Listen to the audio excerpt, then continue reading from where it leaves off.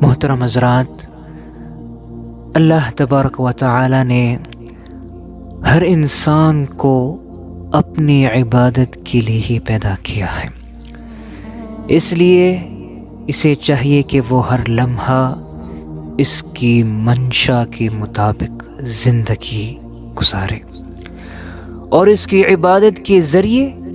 اس کے تقرب کے لیے گوشہ رہے۔ اللہ تعالیٰ نے بعض حسین مواقع ایسے بھی عطا کیے ہیں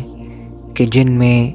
انسانوں کو اس کی عبادت کے لیے کمر بستہ ہونا چاہیے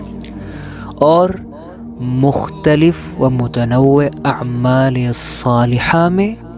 ایک دوسرے سے سبقت لے جانے کی کوشش کرنی چاہیے۔ ان مبارک مواقع میں سے ایک موقع عشرہ ذو الحجہ کا ہے۔ یہ وہ ایام ہیں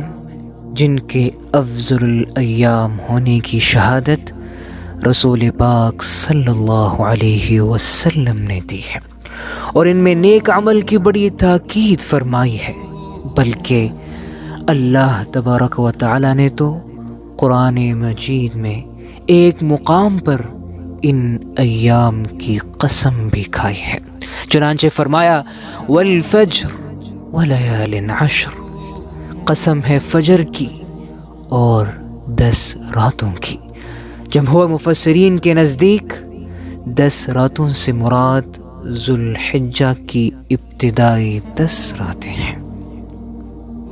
اور اللہ تبارک و تعالی کا ان ایام کی قسم کھانا ہی ان کی عظمت اور فضیلت کی سب سے بڑی دلیل ہے، کیونکہ عظیم باری تعالی کسی عظمت والے شے کی قسم ہی کھاتا ہے۔